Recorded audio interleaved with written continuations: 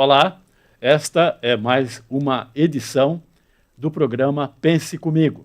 Eu sou o escritor Carlos Araújo, autor deste romance, deste livro, Um Brinde ao Nada, que tem lançamento agora, neste sábado, dia 9 de agosto, das 16 às 18 horas, na Livraria Nobel de Sorocaba, a Avenida Barão de Tatuí, 867. Conto com a sua presença lá.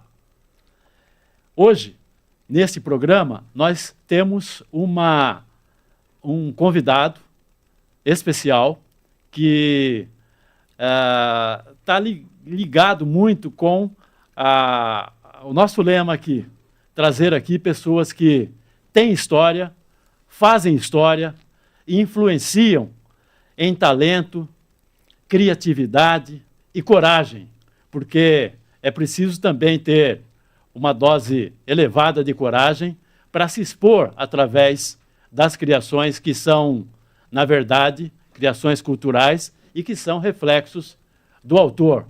E o autor, vamos dizer assim, multiartista que nós temos aqui presente é o Kleiner Miceno. Como vai você, Kleiner? Tudo bem? Tudo jóia.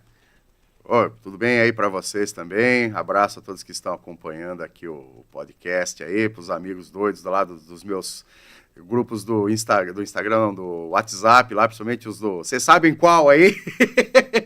E principalmente aos músicos de Sorocaba, aos guerreiros da cultura e a galera que sempre luta para essa nossa... para manter a cultura viva, porque a cultura é o que transforma, a cultura é o que faz a vida se tornar alguma coisa para a gente nessa vida toda aqui. A cultura é o que nos mantém vivos, então é isso que é importante. Com certeza. Sim. E para ajudar a gente nessa conversa aqui, também temos a companhia do jornalista Lucas Lorde. E aí, Lucas? Oi, tá boa pronto? tarde. Dá o seu recado aí. Tudo pronto? por Boa favor. tarde, Araújo. Inclusive, eu queria começar aqui falando que você está muito elegante, né? Todo podcast você vem aqui com uma elegância. Hoje está parecendo um europeu. Eu vou ter que começar a vir também de uma roupa melhor, um terno também, porque eu estou começando a ficar para baixo aqui. Você aqui e eu aqui na elegância, entendeu? Então, começando mais um programa aqui do Pense Comigo, episódio 21. Queria agradecer o Kleiner aqui pela presença, agradecer a equipe de produção, o Leandro, o Pudim, e você que está assistindo, convidar você a seguir as redes do Pense Comigo no Instagram e do Estúdio 48, lembrando que no Instagram são os cortes do Pense Comigo e do Estúdio, e no YouTube do Estúdio 48 o vídeo integral. Então convido você a chegar lá, seguir o Pense Comigo, curta, comenta, compartilha, ajuda a engajar no Estúdio 48 lá no YouTube, se inscrever no canal, ajuda a gente, e também convidar você, o programa aqui ao vivo, comentar no chat, fazer perguntas para o Kleiner, para mim ou para o Araújo, engaja aí no chat, dá coraçãozinho, ativa o sininho. Você ativando o sininho no YouTube, você vai receber mais vídeos como esse, então ajuda a gente a engajar. Muito obrigado pela sua audiência, lembrando também que neste sábado chegou o grande dia do lançamento de Um Brinde ao Nada do Araújo, finalmente chegou. Eu lembro, né, Araújo, quando a gente marcou, faltava mais de um mês ainda, eu pensava, nossa, ainda falta mais de um mês, e a gente chegou. Como você vê, como o tempo passa muito rápido, né? Então, nesse sábado, o lançamento Um Brinde ao Nada do Araújo, na Livraria Nobel, das 16 às 18. Então, chegou o grande dia, como diria o Galvão Bueno, haja coração. O Araújo está muito ansioso, o Araújo não para de pensar nesse dia, todo dia falando desse dia. Tem então, gente que diz que o tempo não existe, é mera convenção humana. Sim. Mas no nosso caso aqui, o tempo urge. O Então, tempo como voa. urge, vamos em essa- seguida falar sobre, fazer uma apresentação aqui Sim, do vamos do apresentar Kleiner. o Kleiner. Kleiner Miceno é produtor e diretor audiovisual em Sorocaba, à frente da Mambo Produções. Já produziu diversos filmes, documentários ficcionais, videoclipes. Fotógrafo com especialidade em bandas e shows. Músico e produtor musical, que já tocou em diversas bandas da cidade e produziu discos de algumas bandas. Escritor, pesquisador de folk music, realizador de workshops de audiovisual, fotografia desde 2009 e foi curador de festivais e de cineclubes. E também séries documentais na cidade de... E também faz séries documentais na cidade de Jumirim. Porque tem a cidade de Jurumirim também, Tem, né? Jurumirim é uma e Jumirim é outra. é. Jumirim é pertinho aqui, que fica entre Cesário Lange não, é um pouco antes de Laranjal Paulista, um pouco antes de Laranjal, um pouquinho depois de Tietê, ficando entre as duas cidades. Tem várias cidades que têm nome parecido, né? A gente confunde às vezes. Então, eu vou começar fazendo uma pergunta que eu acho que é difícil para todos nós responder, mas para você acho que é mais difícil ainda. Porque, como eu acabo de ler aqui, você é um multiartista, você inclusive canta, você é vocalista também, né? Eu sou vocalista. Então, os principais pontos. Quem é o Kleiner Miceno? Como é que você se define assim? Isso é extremamente difícil. Eu sou uma pessoa que eu falo... Eu gosto de viver a arte de diversas maneiras, assim, de você poder enxergar o mundo através da cultura e da arte. Você tem uma visão maior, mais ampla do mundo. Então, nessa parte, eu gosto de me embrenhar em diversos estilos, diversas coisas, diversas linguagens. E tudo foi começando, vamos dizer assim, tudo desde que começou foi sempre uma coisa levando a outra. Eu gostava de filme de terror, e quando formei uma das minhas primeiras bandas aqui em Sorocaba, que era o Joe Coyote, isso no começo dos anos 90, mais exatamente em 92, era uma banda no estilo psychobilly. O psychobilly ele mistura rockabilly, que já é um estilo antigo, com punk rock, que era um estilo mais agressivo e mais normal, e com letras de terror. Misturava as três coisas. Tinha tudo a ver comigo e eu gostava de filme de terror, depois fui fazer filme de terror. Então comecei com VHS fazendo filme de terror. E isso levou a outras coisas. Como eu já gostava de música, eu comecei a ver outras possibilidades também. Eu gostava de escrever as letras, eu gostava de fazer os meus roteiros, eu gostava de ver a parte visual das coisas, então aprendi também a trabalhar com as câmeras, a fazer fotografia, inclusive fotografia de filme e fotografia mesmo minha, assim, na época era câmera de filme ainda. Eu começava a fotografar coisas aleatórias, daí fui me especializando nas áreas, ou seja, uma coisa foi levando a outra. Numa época eu trabalhei como, vamos dizer assim, ensinando teatro para uma galera. A gente dava aulas de teatro, isso com o Valdivino, lá nos anos 90. Que dava aula de teatro. Isso me ajudou bastante na hora que eu comecei a dirigir meus filmes posteriormente, porque você ganha, vamos dizer assim, aquela experiência de direção. Então, eu começava a dirigir filme também, mas já tinha aquela coisa de, como eu já dava aula de teatro, eu aprendia várias coisas, e quando você dá aula, você também aprende coisas. Isso que é importante. Daí, naquela convivência, eu comecei também a aprender não só a dirigir, mas também como lidar com os atores, com cenas, como transformar um texto de uma forma mais naturalista. E foi tudo um processo que foi tudo embolado, tudo junto. Não foi uma coisa aqui, outra coisa, foi tudo meio junto. Então uma coisa levou a outra. E tudo que eu faço hoje em dia, desde a parte de escrever, fotografar, dirigir filme, produzir, editar, música, tudo fez parte da minha vida de alguma forma e foi tudo se juntando no meio do caminho. E aí o folk music veio através do psychobilly. Porque dentro do psychobilly, que já é uma mistura de dois estilos, que é um estilo dos anos 50 com outro já mais recente, que é o punk, dentro da cena psychobilly existe muita gente lá que gosta de sons diferentes. Isso sempre. Gostava de country, de blues, de ska jamaicano, de sons de outros países, como sea chanties, que é música tradicional da Irlanda, que era só dos marinheiros, que era só música que contavam histórias de marinheiros e coisas assim, músicas tradicionais irlandesas, músicas tradicionais de todas as partes do mundo, inclusive da África, de outros locais, e isso desde os anos 90. Daí eu comecei a também gostar dessa coisa do folk music, só que depois que veio a internet, ficou mais fácil para você pesquisar isso. E era uma coisa que eu já aprendi a gostar, e eu ouvi aquilo com muita intensidade, falei, eu preciso conhecer mais essa história.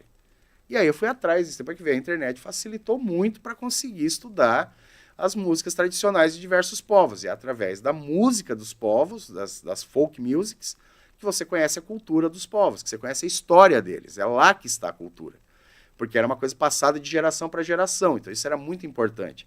E aí que fala, uma coisa foi juntando a outra, eu virei documentarista, comecei a fazer documentário, e aí outras coisas, porque eu também gosto dessa parte de contar histórias de pessoas.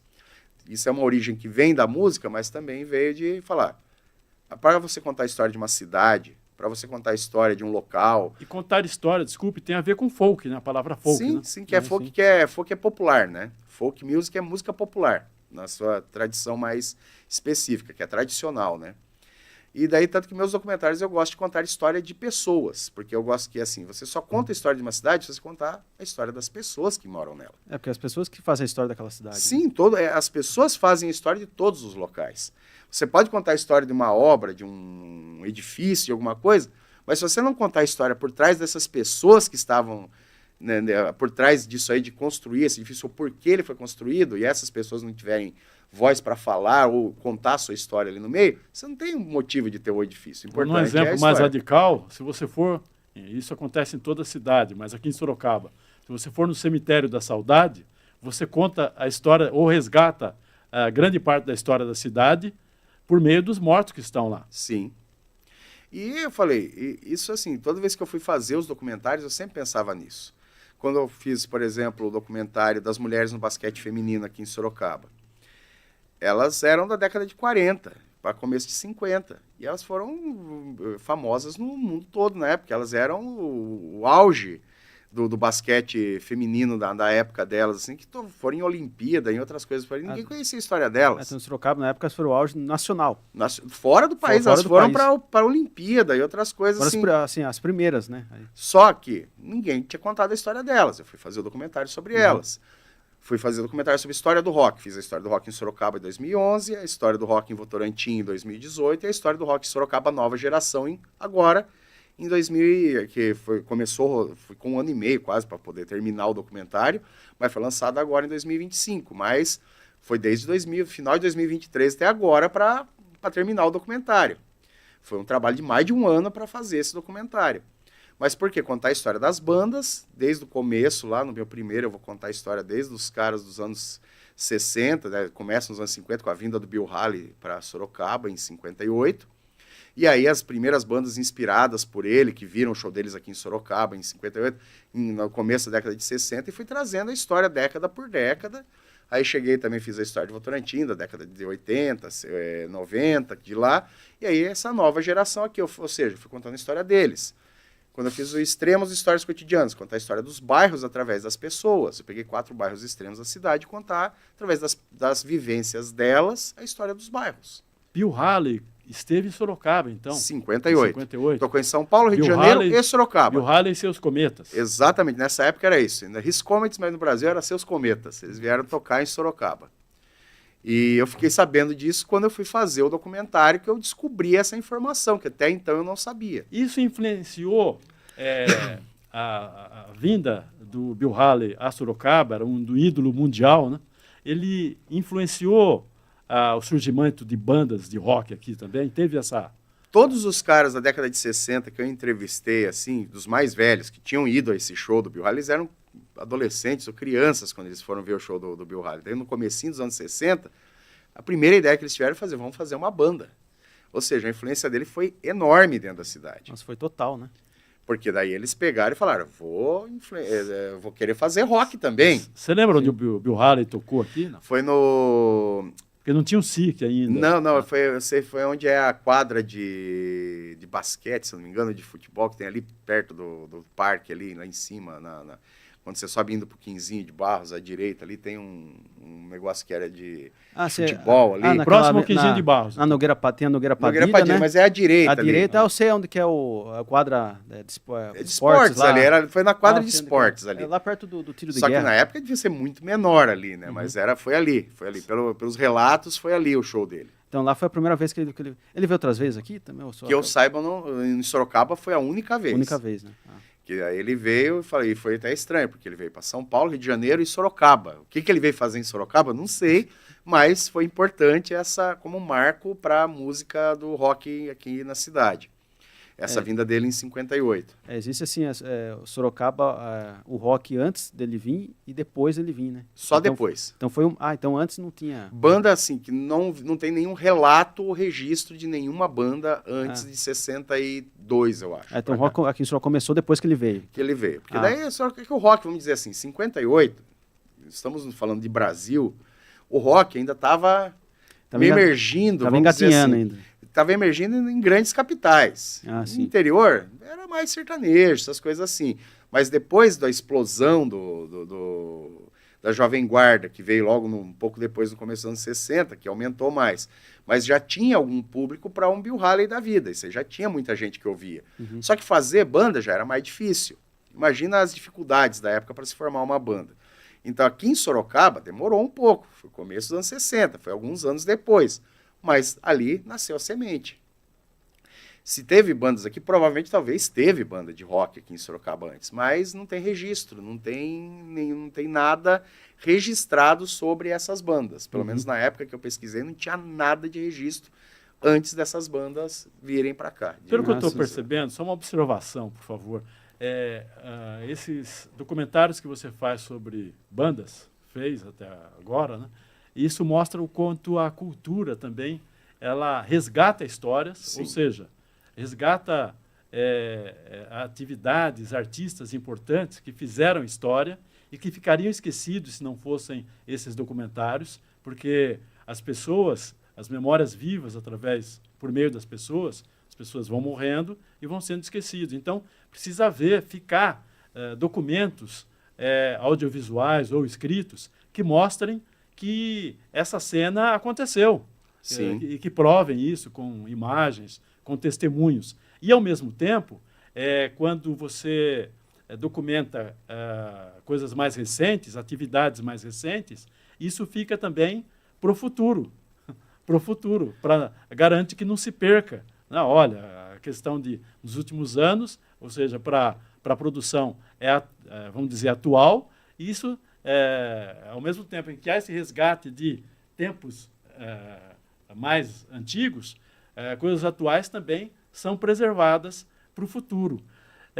Então, pelo que você viu, pelo trabalho que você fez, você lembra de algumas bandas que podem ser citadas e que tiveram destaque no cenário do rock em Sorocaba? Se a gente for pegar as bandas dos anos, assim, vamos pegar as bandas, principalmente dos anos 80 e 90, que foi o auge do rock sorocabano em termos de bandas autorais e bandas que ganharam destaque nacional. O Viziadoc Moy, por exemplo. Viziadoc Moy foi uma banda que tocou em trocentos lugares, eles foram, vamos dizer assim, uma das bandas maiores de Sorocaba, principalmente nos anos 80, eles estavam equiparados a outras grandes bandas aqui do Brasil, assim. Então eles foram nosso primeiro, vamos dizer assim, a primeira banda a ganhar um grande destaque nacional. Sim, eles foram tocar lá fora também, não só no Brasil? Na época eles tocaram só no Brasil. Como era o nome mesmo? Viziadoc Moy. Viziadoc Moy. Viziadoc Moy. E foi interessante, porque assim, o Viziadoc Moy lançou um disco na época, aí eles lançaram mais algumas coisas depois, mas daí a banda acabou, daí os integrantes voltaram com uma outra banda. Quando eu fui fazer o documentário, eu estava falando com os integrantes da banda, né, que não existia mais, mas eu consegui fazer eles voltarem de novo, fazer alguns shows só, uns ensaios e uns shows, mas eu consegui fazer eles voltarem depois de anos para poder participar do documentário. Isso foi muito legal, que eu consegui reunir a galera do VZ de novo, eles tocaram tudo certinho, eu fui gravar o ensaio deles em São Paulo, a gente foi fazendo a entrevista no carro daqui para lá, conversando com eles contando histórias, e lá o ensaio, daí eles voltaram a fazer alguns shows, fizeram poucos shows, foi só para aquela época mesmo, tocaram no Asteroide aqui em Sorocaba, foi um show histórico para o Asteroide, e foi muito legal esse negócio, você conseguir fazer essas bandas. Pô, que legal. Você meio que ressuscitou a banda. Ressuscitou a banda. E aí, se você for pegar anos 90 em diante, aí a gente começa a ter um número maior de bandas de Sorocaba que ganham destaque. Desde coisas que vão para fora do país, como dentro do próprio país, e mesmo que seja na cena underground, mas são reconhecidas dentro da cena underground. Por exemplo, teve banda que ganhou maior destaque, como o Rai, por exemplo. O Rai ganhou bastante destaque até fora do país. A banda que eu tocava, o Joe Coyote, o Reservoir Dogs, a gente era da cena Psychobilly. Psychobilly é um underground. Mas dentro da cena underground, a gente conhecia literalmente todas as bandas do Brasil. Tocamos em Curitiba, Rio de Janeiro, em São Paulo diversas vezes, ABC, em tudo quanto foi cidade que você pode imaginar, e todo mundo conhecia a gente. Porque era dentro do underground e a gente era extremamente conhecido nessa época. Se for pegar outras bandas aqui da cidade, você vai pegando por época. Hoje em dia, por exemplo, no meu novo documentário, tem o Worshipper, por exemplo. O Worshipper está fazendo turnê europeia, sempre, está tocando em tudo quanto é estado do país, que é uma banda de death metal, né?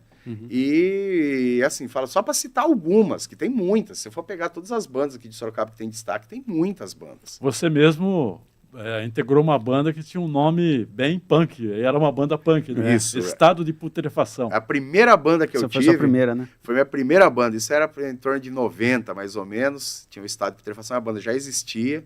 Tinha um vocalista aqui na cidade, que era o Tomás, já falecido também. E ele estava muito doido na época. Os caras arrancaram ele da banda. Daí eu trabalhava numa loja lá no centro.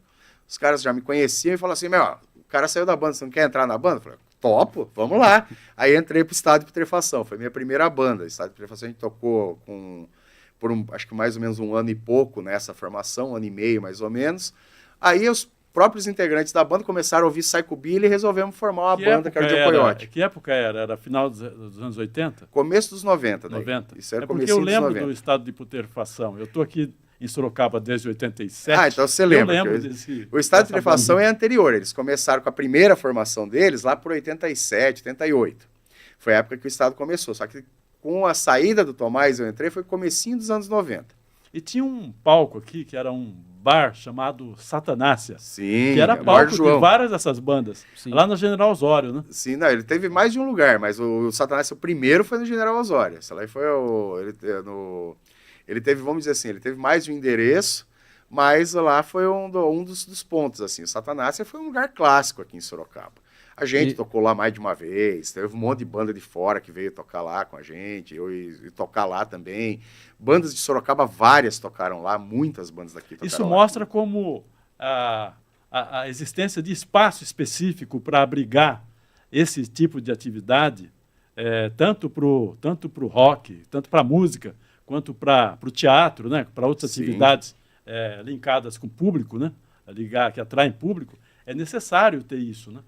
Sim, no meu documentário, inclusive, no Novo, eu tenho um capítulo dentro dele que fala sobre espaços que abrem para bandas autorais, que é o principal foco. Eu acho que é legal, nada contra a banda cover, os caras podem tocar cover, podem tocar o que quiser, acho que é massa. Mas é legal você ter espaços que abrem para bandas autorais, porque é onde você tem a cultura real da cidade, é nas bandas autorais. Uhum. E tem um capítulo no meu documentário Novo que é só sobre isso, que é só os espaços que também abrem para bandas autorais, que quando a banda autoral quer tocar, é só conversar com eles lá que dá um jeito e encaixa em algum momento lá. Teve o Sound, que infelizmente já fechou, mas agora o Geré tá com outro bar lá no Sound, tocou todas as bandas de Sorocaba. E geralmente esses espaços... falando que é lá que tá na General Osório, né? Isso, daí... Que tava lá. Aí tem o Asteroide, que abre para várias bandas autorais também, e tem o Smart Alex do Genor, que também abre para várias bandas tocarem lá. É um lugar menor, mas que sempre que a banda quer tocar, eles organizam um show lá e fazem um show para todos. Geralmente esses espaços, lugares, são mais iniciativas particulares, né? Sim, sempre são. O poder público não podia também trabalhar oferecendo projetos que tenham relação com a oferta de espaços? Então, eu acho que sim, mas é aquela coisa, é que aí passa por uma burocracia muito maior e aquela coisa, precisaria ter alguém à frente disso que queira fazer esses negócios dentro. O espaço público, você pode até requerer ele, alguma coisa assim, mas daí toda a responsabilidade é sua. Agora, fazer eventos assim é uma coisa que vai depender muito de quem está lá para fazer, porque vai assumir que vai querer trazer bandas autorais, que vai querer fazer festivais, que vai querer fazer outras coisas, e tem toda uma linha de coisas. Por isso que a gente prefere, no caso do underground, a gente prefere fazer nossas coisas por conta para não ter encheção de saco. Você prefere ser particular. Toca do jeito que você quiser, na onde você quiser, a hora que você quiser, com a galera lá doida e tá tudo certo. Porque nesse Sabe caso, por que eu falo do poder público? Porque essas atividades culturais são importantes para a cidade e para o povo que mora nela. Então, é que eu falo. São importantes para a história da cidade. Daí precisaria de quê? De uma mobilização para querer mais desse tipo de apresentação. Só que eu falo, é aquela coisa, para a galera do rock, a gente já tem os espaços que a gente vai garimpando, como sempre. Seria legal ter? Sim. Espero que a gente consiga trazer um projeto que tem lá, a gente já está até em conversa para ver se consegue trazer o Rock of Ages aqui para Sorocaba, que é uma mistura de várias bandas, daqui fazendo umas jams, mas seria a semente para trazer coisas novas também, mais outros tipos de festival desse. Que é de um amigo meu que faz, né? E aí eu falei, vamos tentar mediar para conseguir aqui trazer o Rock of Ages aqui para Sorocaba, que seria um dos eventos que seria talvez a semente para outros. Pelo que você conta, essas várias atividades suas, elas estão interligadas, uma puxa a outra, né? Por exemplo, o audiovisual. Aí você faz documentários também contando história dessas bandas. Sim. Entendeu? E como entra o audiovisual, como entrou nessa gama de atividades que você faz e produz? Então, o audiovisual foi o mais interessante, porque quando eu era mais novo, bem mais novo, por assim dizer, era molecão ainda, eu gostava muito de filme. Eu gostava muito de filme. Eu ia em locadora para pegar os VHS e começava a assistir aqueles filmes lá e ficava vidrado com aqueles filmes lá. Ia no cinema direto, essas coisas. E aí um dia eu falei, putz, eu gosto de terror. Eu escrevia já uns contos, umas coisas bestas, quando eu era moleque, assim, de terror. Falava, eu gostaria de fazer filme também, de tanto que eu gostava. Eu ficava grudado na tela, na TV, porque eu gostava muito dos filmes. Quando eu ia no cinema, entrava em outro universo. Aí eu falei, eu vou comprar assim que for possível, que na época era caríssimo e era muito difícil, eu consegui uma câmera VHS. Quando eu consegui minha primeira câmera VHS, já fiz um curta-metragem de terror com os caras que eram da minha banda, inclusive. A gente rodou um filme trash, extremamente trash. Mas era só por diversão. A gente editou de qualquer jeito, num VHS velho em casa, lá com a câmera, a gente ia fazendo os cortes. Ficou uma coisa bonita. Naquela época o filme trash fazia bastante sucesso, sim, né? Fora até do país. hoje faz ainda. Até hoje. Tem. E aí, como nessa época eu tinha assistido uns filmes da Troma, que era tudo trecheira, aquelas coisas assim, falei, vou fazer os meus também, né? Aí fizemos esse filme e falei, vou ver o que dá para fazer, né? Daí eu vi que tinha um festival em São Paulo que chamava HorrorCon, na sua segunda edição. Falei, tem um festival lá em São Paulo que tá aceitando qualquer filme em VHS, qualquer coisa, vou mandar uma cópia do meu, né? Fiz uma cópia em VHS do meu filme, mandei. Eles aprovaram, fui passar lá o filme. Daí me deixou mais alegre, né? Falei, um filme trash desse aqui passando num telão lá em São Paulo, né? E foi nesse festival que eu conheci várias pessoas que são da cena do terror nacional. E até de banda, porque, por exemplo, tem uma banda que é os Zumbis do Espaço, que é uma banda de horror punk, que toca punk com letras de terror. Eles estavam lançando a primeira demo deles, encontrei eles na porta do negócio, assim. Daí encontrei com eles me deram a fita deles, eles já tinham ouvido falar da minha banda, que era o Joe Coyote, que também era Psychobilly e tal. Entrando lá, conheci o José Mojica Marins, que estava fazendo uma participação lá. Chamado Zé do Caixão. Uhum. Daí conheci o Toninho do Diabo, conheci os caras que ficaram amigos meus até hoje, que é o Peter Baistorff, César Souza, o Carly Bortolanza, que são lá de Santa Catarina, mas eles também faziam filme trash. E a gente ficou amigo desde então. E mais uma galera lá, que eu conheci nessa HorrorCon. E foi doido, porque daí, depois disso aí, a gente começou a trocar carta. A gente trocava carta. Na época era carta. Depois, uma vez, o outro ligava por telefone, mas geralmente era trocar carta. E aí eu falava direto com o Peter Baistorff, ele falava, mas você tem esse filme aí, você consegue uma locadora, algum filme tal? Daí se eu achava, fazia uma cópia para ele e mandava via correio. Daí, como ele também tinha uma locadora numa cidade lá que era Palmitos, que é uma cidade bem pequenininha lá em Santa Catarina, ele fazia as cópias também de 6 horas, aquela coisa de 6 horas com 3, 4 filmes, que ele conseguia com os contatos de fora lá e me mandava. A gente ficava trocando filme. Quando eu rodei meus curtas que eu fazia depois, também de terror e VHS, eu esperava sair de férias para ir encaminhar lá para Santa Catarina para editar na casa dele, porque ele tinha uma mesinha de edição lá. Ou seja, tinha que esperar até sair de férias, levava as fitas numa mala para ir até Santa Catarina para poder editar filme. Para editar os filmes, só os filmes trash. A gente fazia filme lá também, então era tudo divertido. Daí a gente ficou amigo nessas coisas. Daí a última vez que a gente se viu assim foi no Noite das Vampiras, do Rubens Melo, que eu participei como assistente de direção e como ator, fazer um dos caçadores de vampira. E foi legal isso aí, porque era eu e o Peter, os caçadores de vampira, e as vampiras era a Nicole Puzzi, a Liz Vamp, que é a filha do Zé do Caixão, né? A Liz Marins, que é a filha do José Mojica Marins, e a Débora Muniz, que elas são conhecidas do cinema da Boca, principalmente, do cinema de terror nacional, de cinema de várias coisas assim. E a gente participou desse filme também, daí como ator, coisa que eu não gosto de fazer, mas estava lá, como era divertido, era um terrir, falei, vamos lá, eu aceito, topo também atuar como ator aí no negócio. Esse episódio que você conta aí de ter que editar lá em Santa Catarina, já não era uma atitude punk, era uma atitude épica. Total.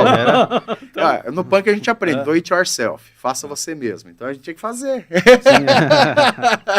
Com relação voltando a tem parte... chat aí, não? Então, eu queria fazer uma pergunta, voltando à parte do rock da banda. Com relação ao mundo como está hoje, assim, a cidade, a tecnologia que hoje mudou muito, os ritmos, a concorrência, como que você vê o rock na cidade, o cenário do rock na cidade hoje? O rock, assim, em Sorocaba sempre foi ativo, nunca parou. Aquele negócio, o rock, ele tem fases que ele vira uma coisa um pouco mais popular, por assim dizer, mas não são as bandas barulhentas, são as bandas mais que pendem para um lado mais leve, assim, por exemplo, elas conseguem um destaque maior. Por um certo período, depois vai entrar outros ritmos mais populares, assim, vamos dizer assim, que é o sertanejo, que é o pagode, que é hoje em dia as pisadinhas, as coisas todas que vão parar. Mas o rock, ele, para quem é realmente da cena, para quem sempre está no rock, não liga para isso. Porque o rock vai ser sempre mantido ativo pelas bandas e pela galera que gosta. E tem fãs que gostam de rock, que vai ouvir rock a vida toda, independente da idade, independente da época, ele vai ouvir. Não importa qual ritmo tá na moda. Não, a moda, para falar a verdade, eu tô falando uma experiência minha, eu nem sei o que tá na moda. Porque eu não ouço isso, eu vou atrás das coisas que eu quero ouvir. Eu não fico lá pegando, vou ouvir o que tá tocando na rádio. Eu não ouço, não tenho saco para isso. Eu sei as bandas que eu gosto de conhecer novas bandas de diversos estilos, mas de tudo quanto é lugar. Eu não vou ficar preso àquilo que a televisão me mostra ou que a rádio me mostra. Não, eu vou pesquisar por minha conta, porque eu quero saber mais do meu estilo, por exemplo, em outro país. Eu quero saber o que temos lá, né? Vamos lá, em punk rock no Japão, na Ásia, se tem banda punk na África? Tem, vou procurar e vou ouvir. Tem banda punk, não sei, lá no Chile, eu vou ouvir. Uhum. Tem banda, eu gosto de folk, né? Então eu vou procurar folk de quanto é lado do mundo. Você acha que eu vou perder tempo a ouvir pisadinha? Sertanejo com aquele tema monotemático, que é sempre é traição, ou é amor, ou é traição, ou é amor. É só isso, eles não têm outro tema, é monotemático.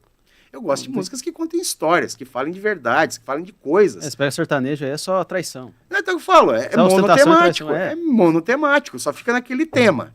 É só aquilo lá. Mano, eu falo, não sei como é que uma pessoa ouve aquilo lá e não se sente irritado. Fala, é outra música igual àquela, falando a mesma coisa. Parece que é tudo a mesma coisa, né? Tudo só mudou as palavras, mas é tudo a mesma coisa. Falar, pelo amor, eu nunca tive saco pra isso. Música pop, pra mim, nunca foi uma coisa que fala, nossa, adoro música pop. Nunca. Eu sempre gostei do lado B da coisa.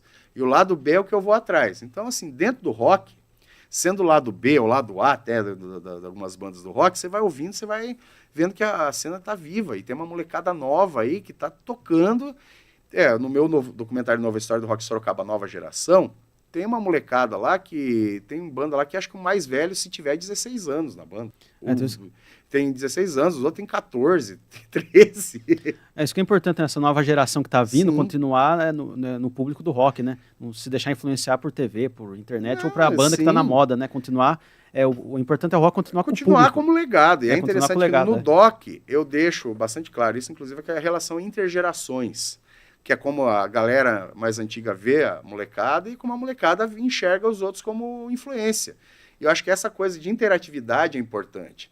E a comunicação hoje em dia também é assim, as bandas hoje em dia estão começando a se enjoar de ficar em casa vendo show pela internet. Vai demorar um pouco ainda, é um processo, sim, porque hoje em dia está muito mais fácil. Você põe lá no YouTube, você põe no Spotify, você põe alguma coisa. Você assiste o show lá. Você ouve um show, você ouve tudo. Porém, é importante você pensar que às vezes é legal você ver o show ao vivo, isso está voltando. É totalmente diferente, é outro nível. Sim, a galera tá lá... você sente a energia do show. Você tá lá dentro, tudo é outro nível. E a galera tá começando a voltar de novo para isso que eu falo. Demora um pouco, isso aí é um processo, sim. Mas eu falo, o rock nunca morre. Ele sempre já foi decretado diversas vezes, mas nunca morre. Porque sempre tem uma galera que mantém ele vivo. Eu lembro eu dizia na década de 80, também sempre gostei do rock. E especialmente do punk rock também. Embora o meu perfil aqui não pareça. Eu lembro que eu falava lá, em debate sobre rock, o rock é eterno. Aí eu lembro de um amigo meu, quando ele estava triste, ele falava assim, saia da frente, o rock é eterno. O rock também é um estado de espírito, né? Sim. É incrível. Lucas, tem chat aí? Tem mensagem no chat aqui. Queria agradecer as pessoas que estão assistindo, que estão mandando mensagem. O Ivan Farias mandou aqui, salve Kleiner. Opa. Obrigado, Ivan, pela audiência. Isso aí, Ivanzito. Luiz Fernando Pierotti mandou mensagem aqui. Grande Kleiner, me ensinou muito sobre cinema. Ele mandou uma pergunta aqui. Mais algum projeto relacionado a temas históricos de Sorocaba?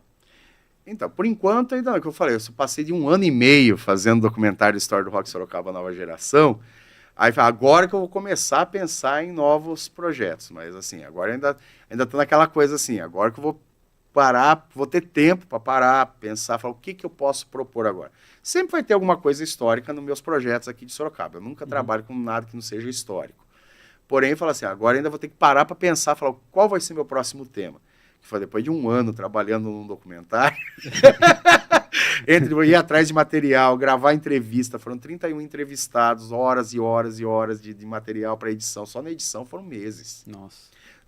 Eu chamo de trabalho de cadeieira, aquele que você senta na frente do computador e fica lá. Horas na frente do... Não, isso aqui não ficou bom, deixa eu tirar. Deixa eu procurar outro negócio ali. Só que daí você tem horas de negócio para ficar procurando. Foram meses só de edição. Então agora que eu tô pensando, qual vai ser meu próximo projeto? Ainda não sei. Mas abraço aí, Pierotti. Beleza, valeu pessoal pelas mensagens no chat. Olha, eu queria perguntar uma coisa para você, para somar com a pergunta dele, do Lucas, mas na questão do audiovisual. Quem produz como você conhece geralmente a cena, outros, né, que produzem. O audiovisual hoje em Sorocaba, como é que ele está? Então, o audiovisual em Sorocaba, ele tem altos e baixos. Tem uma época que tem bastante produtividade e tem épocas que estão mais amenas. Então, a gente está passando por uma fase amena agora da produtividade. Tem alguns curtas saindo, tem algumas coisas legais saindo aqui, mas eu acho que pelo tamanho da cidade, eu acredito que deveria ter muito mais produções, pelo tamanho da cidade. Porque você tem uma cidade enorme igual Sorocaba, com um monte de possibilidades, com um monte de coisa, você ainda tem um trabalho de audiovisual voltado à cultura e coisa assim, pequeno, comparado com o tamanho da cidade. Eu acho que ainda poderia crescer mais. Faz com grande dificuldade, né? Sempre. Você nunca faz assim, você fala, nossa, vou fazer um projeto, agora vou sair com um carro importado. De jeito nenhum, você só se ferra. Para falar a verdade, você propõe uma coisa, tem que fazer 10 vezes a mais para conseguir fazer do jeito que você quer. Esteve um cineasta aqui há uns 3 meses, o Ed Wilson, que te conhece, inclusive, tem grande admiração por você. E ele está fazendo um filme chamado Acampamento Macabro e tem dificuldades para fazer, né? Não é fácil. A gente chamou ele aqui, ele foi nosso 2º episódio aqui. Não é sempre, fala a verdade, a gente faz, eu chamo isso aí, desde sempre aqui no Brasil, tem o famoso cinema de guerrilha. A gente faz cinema de guerrilha. Mesmo quando você consegue uma lei de incentivo, uma coisa assim, ela é para custear uma parte do negócio. Porque você vai muito além daquilo. Porque se você quiser fazer direito, bom, do jeito que você tem que fazer realmente, você não está lá só para levar o dinheiro, não, você quer fazer realmente uma coisa que importe para a cidade, você vai fazer 10 vezes a mais do que você propôs. Isso é para quem realmente quer fazer o negócio. Para quem só quer lá fazer, não, quer só ganhar dinheiro e fazer uma coisinha qualquer lá e pronto, beleza, esses aí não dá para contar. Mas para quem realmente quer trabalhar, quer fazer um negócio, quer fazer uma coisa que marque, aquilo que você falou, é importante para a história da cidade. Daqui 20 anos, alguém vai ver esse documentário que eu fiz agora, aí, de 2012, e vai falar, nossa, olha só as bandas que tinham na época, eu vou querer fazer uma banda também, eu quero inspirar novas gerações daqui 20 anos. Do mesmo jeito que quando eu fiz o de 2011, tem histórias e pessoas lá que hoje nem estão mais aqui. E elas estão no meu documentário lá, e elas fizeram parte da história do rock em Sorocaba. E quando você faz um documentário do jeito que você tem que fazer mesmo, você vai muito além. Você fala, aquilo lá é para dar estrutura. Você consegue uma lei de incentivo, uma coisa lá é para dar estrutura para você conseguir trabalhar direito. E aí você vai atrás. Eu fui muito além. Meu documentário História do Rock Sorocaba tem 2 horas e meia. É o documentário mais longo já feito na cidade. É o filme mais longo já feito na cidade. Eu falo, foi 1 ano e tanto de trabalho em cima. Daí você fala, isso com uma equipe enorme, com um monte de gente envolvida. Você fala, é porque tem que ser feito, porque essa aqui é uma história importante para a cidade. Então é por isso que eu falo, o trabalho dele, que ele está fazendo lá, eu já passei por isso também, aquela dificuldade, que você tem a ideia de você pensa, puta, isso aqui é legal, mas eu queria fazer uma mais legal ainda, como é que eu faço? Aí ele já conversa com aquele lá, não, eu ajudo você aqui, guerrilha. Você vai fazer do jeito que você quer, mesmo que demore um pouco mais, as coisas assim, mas você vai querer que faça o melhor possível. Você vai querer, e a galera se ajuda, esse é o ponto. Quando a gente faz cinema de guerrilha, muitas vezes a gente fez curta de guerrilha que ganhou prêmio, um monte de coisa, foi feito totalmente na guerrilha. Durante as oficinas culturais, que eu dava workshop em todas as cidades, que eu conheci galera de Jumirim, conheci galera de uma parte de cidade aqui da região, que vieram atuar nos meus filmes depois. Tem vários filmes aí que é tudo de galera, de Pereiras, de Cesário Lange, de Jumirim, de Tietê, de coisas que...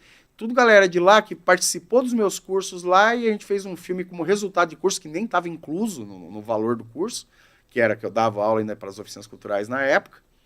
E a gente falou, vamos fazer porque vamos fazer, era guerrilha. Fazia sem nenhum tostão. Eu faço essa leitura porque eu faço essa leitura da importância da cultura para uma cidade, para uma região, para um país, porque tem muita gente que pensa errado a relação da cultura com a sociedade. A cultura, ela dialoga muito com a história Sim. de uma cidade, de uma região, de um país. Ela resgata muito do prestígio e do quanto essa cidade contribuiu para o desenvolvimento do Brasil. Sim. Desenvolvimento, um lugar que tem história contada através de atividades culturais, ele atrai atenção, até para ser um local de atração turístico. Vamos pegar, tem vários locais no Brasil, mas vamos pegar Rio de Janeiro, Salvador, quanto do potencial turístico que é conhecido é responsável pela atração de turistas.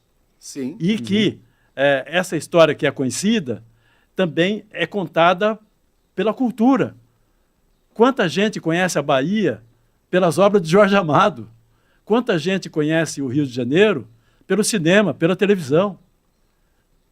A cultura, ela tem efeito concreto, não só abstrato. Ela gera, inclusive, renda, riqueza, Sim. gera emprego. Muita gente não percebe isso.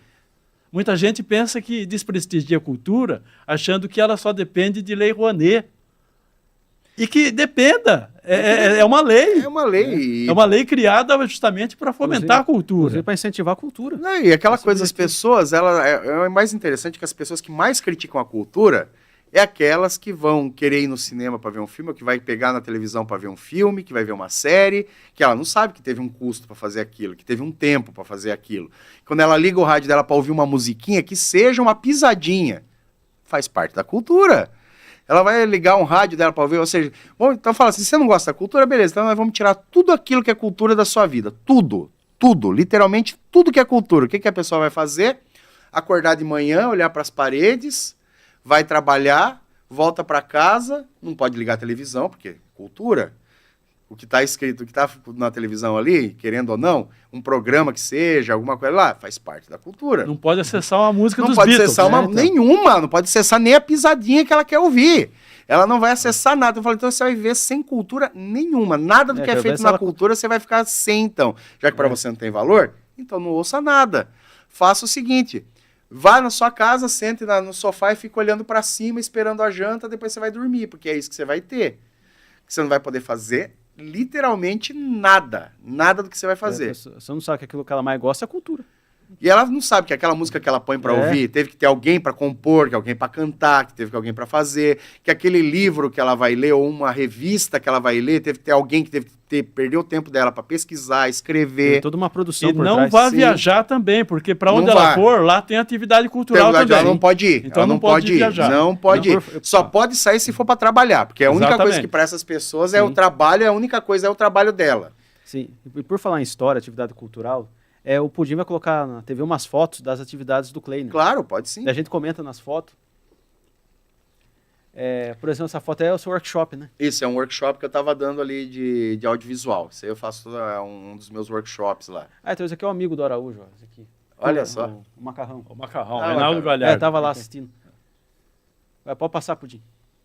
Esse aqui é o... Esse aqui foi pelo Miss São Paulo. Eu dei um curso aqui em Sorocaba pelo Miss São Paulo. Aí é a galera que participou do curso, inclusive. que ó, legal. o Daniel, que tá ali na esquina, ele é de Jumirim. Tem uma galera aqui que é de Sorocaba e tal, mas a turma lá que veio de Jumirim, inclusive, para cá. E eu dei o workshop, que lá é o certificado do Miss sim. São Paulo. Museu legal. de Imagem do Som, para quem não sabe ali. Eu já dei curso por eles também. Isso aí foi participando de programas de rádio, né? De rádio. Ah. Isso era rádio mesmo, ainda não era sim, podcast. beleza. Porque o podcast hoje é assim, é como se fosse um rádio, só que vendo. Né? É vendo. Hoje em dia tu vai ver a entrevista. Isso aí é cenas do documentário História do Rock Sorocaba Nova Geração. Isso aí é o Maurício sim. Pomar. faz parte do Anderúvios. Pode passar, Pudim. Isso aí são fotos que eu fiz de shows, assim, essa aí é da minha parte de que já foi para exposições e coisas assim. Sim. Ah, entendi. Tem várias fotos. Isso aí é alguns dos meus curtas, né, do Augusto dos então, Pedaços. O curta ganhou prêmio também. Né? Esse ganhou vários. Vários. Esse aí foi o único curta brasileiro baseado na obra de Augusto dos Anjos. Qual o nome dele mesmo, do curta? É Augusto aos Pedaços, que é baseado na obra do Augusto dos Anjos. Não tem nada no Brasil feito com a obra do Augusto dos Anjos. Eu fui o único. Você foi o primeiro. Oh, que legal, e um dos poetas que mais me inspiraram na vida, inclusive, para começar a escrever poema, foi o Augusto dos Anjos. Legal. Isso aqui é alguns dos meus filmes, né? Então o que eu falei que apareceu aquele ator mexicano lá, o Dani Trejo? Dani Trejo, não é ele, não é. Esse aí é o Luiz Freitas, esse aí ele é de Pereiras. Então acho que ele é o sósia, né, do Dani Trejo. Nossa, mas igualzinho. É que no Matador ele estava se fazendo um personagem dos anos 60. 70. Ele estava como se fosse um personagem dos anos 70. Entendi. Outras fotos também, que essa aqui, inclusive, já participou de um livro em inglês, inclusive, da própria banda, eles colocaram lá, me acreditaram no livro e tal, num livro de biográfico da banda, tem algumas fotos que foram para lá. Isso aqui também, foto então, de o show. Araújo, quando ia no Madame Satã, ele ia com esse cabelo. Então, essa aqui é uma banda de Psychobilly, isso aqui, ó, que é o topete, que o moicano, ele vem até aqui embaixo. O topete do Psychobilly vem até aqui só. Daí ele vem. Não, o Araújo é desse estilo meio loucão. Ele é assim no Madame Satã, ficar dançando. E olha, o Psychobilly tem aquela coisa marcante do baixo acústico. Do baixo acústico. Fechou as fotos. Mas é tem bem mais legal. Então, o baixo acústico é uma das marcas registradas do Psychobilly. Assim. Legal, hein? Ó, tá vendo? O baixo acústico. Sim. Que é aquela coisa do rockabilly, né, com uma guitarra mais pesada, barulhenta como punk, e as letras. Daí, hoje em dia, o Psychobilly já tem outras misturas, tem até coisa de jazz, metal, é mais misturado. Mas hoje. O rockabilly é sempre a base do negócio e as letras de terror é o principal ponto. Beleza. O que me atrai no punk é a aura assim, de rebeldia, de desobediência. Desobediência civil. Aquela coisa, o punk, ele foi fundamentado para aquela coisa, de faça você mesmo. E cobre sempre. Tipo, o político não vai ser idolatrado, vai ser cobrado, todos. Quanto mais pessoas pensarem nisso, melhor é, porque daí as pessoas têm que pensar sempre nessa parte do punk, a gente aprende isso. Faça você mesmo, não dependa dos outros para fazer, se tiver que fazer, faça, e cobre sempre. Não fique lá adulando ou coisa assim, não. Você achou que está certo? Beleza. Achou que está errado? Vamos cobrar. Mas sempre ficar cobrando, isso é importante. Nesse sentido, claro, são dois gêneros diferentes, mas o rap, especialmente o rap brasileiro, ele não tem uma afinidade com o perfil do punk? Sempre teve. Que é aquela coisa. Que eu gosto muito, aliás, do rap. O rap eu acho importantíssimo. Quando o rap ele conta as histórias do gueto, que ele conta as histórias da periferia, das coisas que eles passam, sobre racismo e essas coisas que eles sofrem, eu acho que é extremamente importante, tanto quanto o punk. O punk, ele foi, vamos dizer assim, o rap dos anos 70 e 80 no Brasil, principalmente no começo dos anos 80. Daí o rap chega no Brasil e começa a pegar a parte do subúrbio. Então daí ficou uma mistura entre o punk e o rap. O rap popularizou mais, mas é a mesma tendência. Seguem lado a lado. Assim. Seguem lado a lado. O punk e o rap sempre ganhou seguiam uma lado a lado. altura incrível com o Racionais. Sim, o Racionais, que é uma grande banda, as letras são muito boas. Eu acho que essa coisa de trazer consciência através da música e que você que mora na periferia, que essa coisa que você tem direitos, que você pode lutar pelos seus direitos, que você tem que fazer a coisa certa, seguir pelo caminho correto e lutar pelos seus direitos. Isso aí, tanto no punk quanto no rap, sempre foi a base do negócio. E que conta a história de sobrevivência, de luta diária. Você pegar a história do punk no Brasil e do rap é muito parecida. O punk nasceu no subúrbio. Rock de subúrbio do Garotos Podres, por exemplo, é uma coisa que diz isso. O Cólera, subúrbio. Todas as bandas, 90% delas nasceram no subúrbio. Salvo uma ou outra que era de Brasília, que era de não sei onde, que a galera já tinha uma vida melhor, mas bandas paulistanas, do Rio de Janeiro, de São Paulo, do ABC, essas coisas, era tudo subúrbio. Inocentes também? Sim, todas elas de subúrbio. E teve uma banda que antecedeu essa geração aí, chamada O Terço, lembra dele? Tá, tem o Terço. O Terço já era um hard rock, mais para hard rock, né, aquela coisa assim. Mas você pegar as bandas de punk rock mesmo, você teve várias assim no Brasil que foram a base do punk nacional. Ratos de Porão. Ratos de Porão, né, desde o começo também, que ainda não tinha o João Gordo na parte do João ainda, o cara bem comecinho da banda, depois entrou o João Gordo. mas também é uma das bandas antigas. Teve várias, teve muitas bandas. Lembrei aqui. de uma chamada Pavilhão 9, né? Pavilhão 9. O Pavilhão 9 tem a banda de rap Pavilhão 9. Tem um rap. Tem o de rap e de punk. Tinha uma de punk bem mais antiga, assim. Na parte de punk, assim, qual que é a banda brasileira que é considerada a mais bem sucedida? Em que sentido? É o sentido assim assim, mais popular, assim, mais conhecida, que conseguiu mais reconhecimento nacional. Equivalente ao Racionais MCs, por exemplo? Pega, por exemplo, pro rap o Racionais MCs. Pro punk, qual que foi a banda que foi equivalente? É aí que eu falo pra você, é por época. Daí é por época, por exemplo, uma das bandas que são punks até hoje, tocaram aqui em Sorocaba faz pouco tempo, por exemplo, 365. Foi uma banda que nos anos 80 estava equiparada a Paralamas do Sucesso, estava equiparado a, sei lá, as outras bandas, a Titãs, essas coisas, estava no mesmo pé da época. Foi uma banda, e é uma banda punk, as letras são sempre punks deles. 365 é uma delas. Dentro da cena punk, Cólera. Cólera é uma banda que... Era muito prestigiada. Assim. Até hoje, eles tocaram também há pouco tempo aqui em Sorocaba. Cólera é uma banda que é respeitada até hoje. Inocentes, Ratos de Porão, Replicantes, todas essas bandas, de uma forma ou de outra, são destacadas dentro do cenário. Que eu falo, existem todas as épocas. Você vai pegando cada época, você vai tendo bandas que vão ter bastante destaque. Uma que está tendo bastante destaque hoje em dia é o Black Pantera, que é uma banda que tem o pé no punk, com um som um pouco mais pesado em algumas coisas assim, mas formado por todos os integrantes são negros, assim, e tem a guerra na mão. Então é interessante, é uma da banda que está com bastante destaque hoje em dia. Então você fala, você tem diversas bandas. Quando a cena não morre. Pode morrer para o público em geral, mas dentro da cena underground vão estar vivas. E algumas vão ganhar mais destaque, outras vai para o punk. Esse negócio de ter muito destaque... O problema não é o destaque generalização, porque a turma não vai entender as letras. Isso que diferencia assim, o punk dos outros ritmos, né? Porque tem ritmo que quer ter destaque, quer ser famoso. Eles só querem dinheiro. O punk não, o punk eles querem é o movimento. Que é o movimento. Não só no punk, no metal também tem bastante gente assim, que também que tá lá, se subir, beleza, mas o importante é a gente estar tocando, o importante para nós é tocar. O importante é fazer. É fazer o som, é levar, não é... agora, se ganhar um grana, beleza, massa. Agora, eu vou fazer uma música que vai falar da traição de não sei quem, para ficar dançando assim igual um idiota, para ganhar milhões ali e depois... aquela cara de besta? Não. Visando o sucesso. E o que é sucesso? E o sucesso dele vai ser extremamente curto. O que a maioria desses caras não entendem é que a moda, ela é passageira. Ela tá aqui, passa lá nem um ano, 6, 7 meses, que pum, vai para outra que ninguém nem lembra mais daquilo lá. Tem um monte de gente que foi extremamente destacada nos anos 80, depois dos anos 90, alguma coisa assim, que era o auge. Hoje em dia ninguém nem sabe quem é. Porque a moda é passageira. Quando você está dentro de um cenário musical igual o rock nunca morre porque ele tem diversos estilos e o rock se reinventa. Ele mistura coisas desde o começo do começo dele lá no rockabilly, ou pré-rockabilly, e vai pegando o garage rock, outras sequências, daí chega nos anos 60, entra o psicodélico, daí chega o punk rock, o metal, e depois dentro do punk tem uns 30 estilos, 30 não, mas tem uns 15 estilos, dentro do metal tem uns 30 estilos.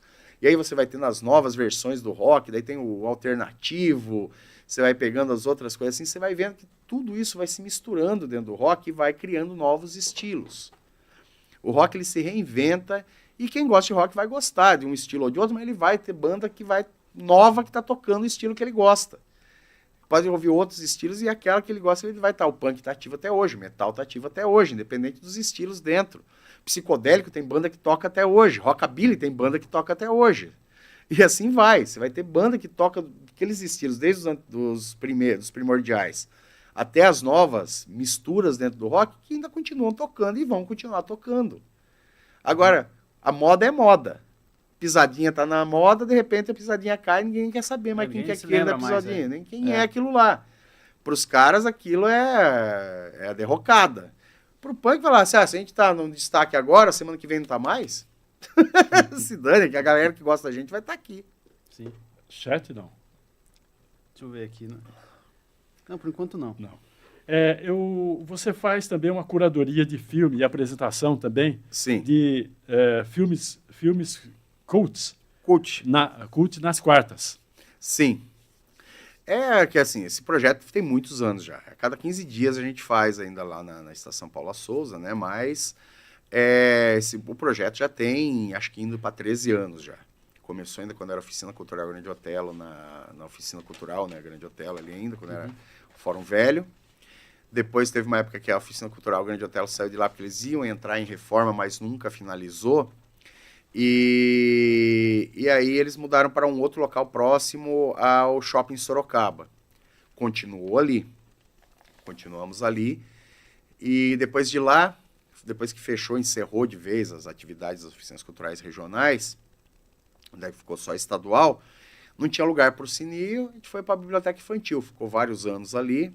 Na época, o Zé Rubens Incal, que cuidava lá da Biblioteca Infantil, ele aceitou, ele recebeu nós na rua, falou, não, vamos pôr esse cine aqui. A gente fazia na tenda de circo, que ficava lá no fundo, inclusive ficou vários anos ali.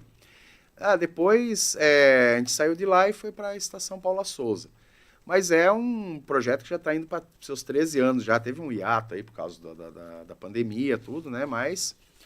E a gente continua. Daí eu passo filmes que são cultuados no mundo todo, né, em alguma parte do mundo, de diversas nacionalidades, diversas coisas assim, que são filmes que é legal porque depois tem um bate-papo no final, falando sobre a estrutura do filme, sobre curiosidades, a opinião das pessoas sobre o filme. A gente tem aquele bate-papo sempre. Mas já está indo para 13 anos já de cineclube. E já tem um público, né? O público disso aí esse público, eles vão fiéis lá, são sempre fiéis lá no cineclube. Quando eles não podem, eles já até veem, puta, eu não vou poder ir essa semana, pô, eu não vou conseguir ir, eles avisam que não vão poder ir. Foi lá que eu assisti o Bandido da Luz Vermelha. Sim, e Rogério também Sganzerla. o Sid Nance também. Sid Nance, esse aí é 2 grandes filmes. O Sid Nance eu passei, esses dois filmes eu repassei lá na oficina, porque eu estava fazendo um aniversário lá do Cineclube, eu queria passar alguns filmes clássicos para o Cineclube. E eu fiz um final de ano só musicais, né, só filmes que tinham a ver com música, e daí falei, vou colocar o Sid Nance como homenagem, e o Bandido da Luz Vermelha, que eu fiz umas sessões de nacionais, falei, vou passar o Bandido da Luz Vermelha de novo para uma galera nova que estava indo lá, que não conhecia os filmes. É importante esse filme clássico, porque esses filmes não tem nas plataformas de streaming, e também não tem no YouTube. Tem uns que são bem difíceis. De muito difícil acesso, né? É importante. E aí o Bandido da Luz Vermelha talvez tenha. Agora talvez tenha no YouTube. Uma probabilidade de ter lá, porque depois que queimou lá em São Paulo, lá o local onde eram os arquivos, lá os caras recuperaram algumas coisas e jogaram para manter esse arquivo na internet. Mas eu acho que talvez o Bandido tenha. Se não tem que dar uma pesquisada. Mas esse é um clássico do Rogério Sganzerla e, para mim, é um dos grandes filmes nacionais, se não um dos melhores filmes nacionais já feitos aqui. Eu acho ele atual até hoje. Apesar das zoeiras, assim, das coisas, eu acho ele atual até hoje. Kleiner, infelizmente, nós chegamos ao limite do tempo, Sim. E a gente vai precisar terminar. Ficaram vários outros assuntos a serem perguntados. Ficam para uma próxima vez, quando você voltar, chamar aí, com certeza. Tem uma segunda, terceira temporada. Já que a gente está falando de filme, fica a segunda temporada. Aí, eu gostaria que você, por favor, olhasse para essa câmera aqui, se dirigisse à nossa audiência para se despedir e deixar os seus contatos também, para quem quiser entrar em contato com você. Sim. Bom, agradeço a todos aí que estão vendo o programa, aí, espero que tenham gostado, espero que eu não tenha falado muita besteira. Mas aí é só ir pelos canais da Mambo Produções, né? Só colocar Mambo Produções lá no Facebook, que vai ter o meu canal da Mambo Produções. E no Instagram é Kleiner Miceno, qualquer coisa, é só mandar mensagem lá também. Mas, assim, o mais provável é no canal da Mambo Produções mesmo, lá eu sempre tô mais ativo lá, que é onde eu posto as coisas, assim. Tem meu canal do YouTube também, que é o Mambo Produções, né, que é só colocar lá no YouTube Mambo Produções, vai aparecer. Lá tem vários dos meus trabalhos que podem estar disponíveis, estão lá. E espero que gostem das coisas, assim. A gente sempre está na luta pela cultura aí, esperamos sempre que a cultura floresça, que é através da cultura que a gente consegue, vamos dizer assim, manter a memória viva, as coisas vivas, e que isso passe de geração para geração, que as pessoas continuem, vamos dizer assim, florescendo cada vez mais as coisas, e a cultura é que faz a base de toda a sociedade. O trabalho é importante, as coisas são importantes, mas assim, o trabalho na cultura, para quem acha que não é trabalho, mas é um grande trabalho, é o que mantém as nossas raízes vivas, inclusive para as próximas gerações. E quanto mais a gente investir nisso, mais nós teremos pessoas que vão entender como funciona a vida, a sociedade, como que funciona o seu dia a dia e que inspire elas a também fazerem coisas boas para a sociedade, para mais pessoas continuarem fazendo cultura e mantendo a cultura ativa. Porque quando morre a cultura, a sociedade morre junto.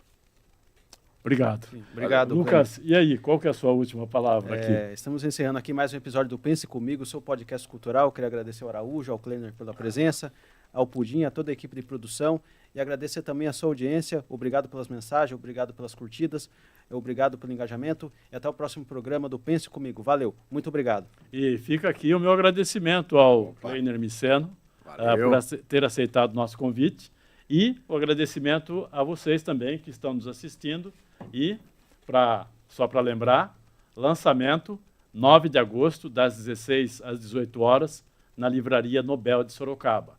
Conto com você lá. Muito obrigado. Esperamos vocês lá. Valeu, obrigado.